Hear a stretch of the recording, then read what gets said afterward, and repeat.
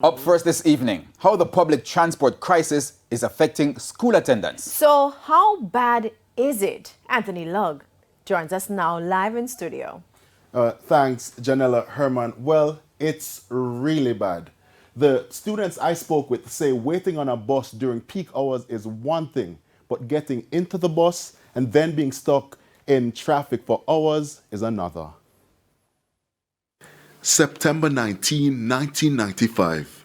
6-year-old Jeremy Small was killed after he was run over by a bus shortly after he left home for school.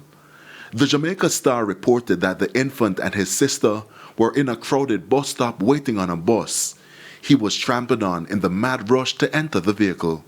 And when the bus come, the whole heap of crowd, I run to go get the bus. And just because the whole of them are bored for going at the bus, them push a little picnic in front of the bus. And the bus lick the boy in the head and he drop in front of the bus and the bus run over him. Fast forward to September 2022. Very little has changed. Boarding a public bus or taxi in peak hours requires great skill. We observed how it played out at multiple locations. It's like a battle of the fittest and the fastest. The ultimate prize, getting a seat in the vehicle. And if you don't, you may have to go through this several times or simply wait it out until the crowd dwindles, a frustrating process for students. The people would have pushed you out of the way, especially the adults.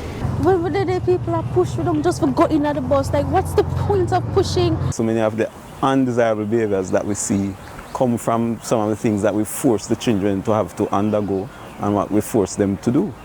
And so if you have to be fighting simply for a space, then even violence is further underlined as a way of life. When JUTC buses are unavailable, students turn to taxis and route buses. But even then, another problem. Then when they actually go in, they talk about lockup.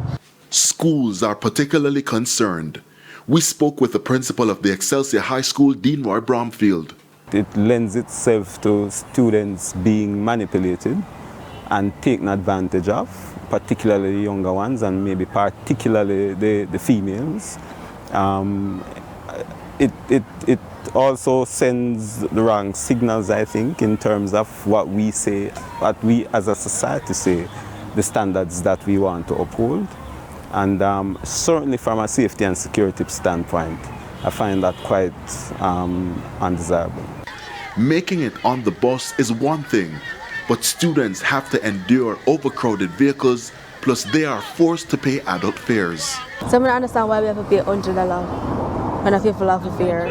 When we are at like 3 miles, sir, if we don't pay 100, we pay 150. I don't know what's the reason. Them not really like we. Them not really like. They must say no schoolers. The issue of overcharging spans decades. Successive administrators have condemned the practice and talked tough about sanctions. But again, little has changed. In fact, during the period of our investigation, officials from the Transport Authority were noticeably absent during the peak hours. The students' plight is further compounded by traffic in the corporate area. School begins at 7:30, but classes actually begin at 8. And what we've found is that up to 30% on some mornings of our students are coming in after 7:30, and perhaps slightly less than 10% coming in after 8 o'clock. Now, Herman and Janella, I just want to point out that students are not the only ones being impacted by this. We're quite aware that adult commuters have issues getting to work on time. And then there's also the issue of productivity. Additionally, the problems are similar in some rural areas. Tomorrow, though, I'll be looking at those solutions. It's back to you.